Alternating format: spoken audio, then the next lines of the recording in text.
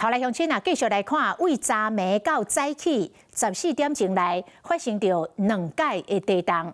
早起10點外，台南南西發生着規模4.8的地動。雖然搖撼的時間無真長，但是南部地區有袂少的民眾攏有感受到地動咧搖。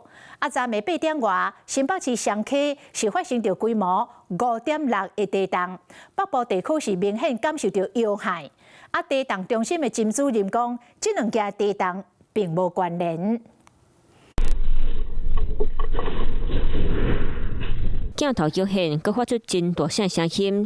台南南西民眾徛起，因為地動，規間厝對咧準頂動。有嚇一跳啊！再等它搖，我魚缸的水搖呀。今仔日透早10點14發生類似規模4.8地動，深度敢若9.6公里，震央唔是佇咧外海，是佇咧台南南西。菲律賓海板塊跟歐亞板塊相互的碰撞，地質條件比較脆弱的地方引發了地震。安那真地動中心主任郭凱文講，今年地動較少，透放的能量嘛較少。南部這邊的地動是一般短暫活動，甲前一天震央嘛佇咧大陸的地動無關聯。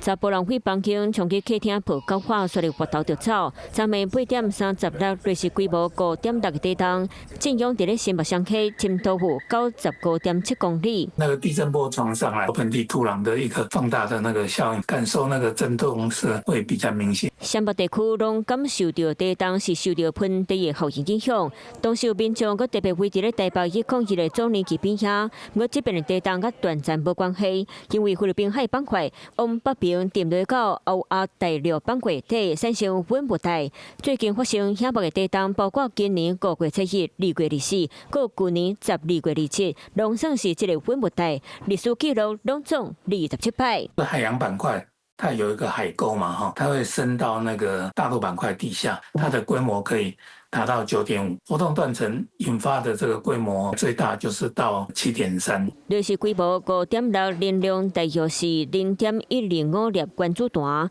未來一禮拜還閣加注意規模4.5，或者是4.5到5之間的地動。14點鐘內，北部甲南部攏有地區翻身，互真濟人攏驚一條。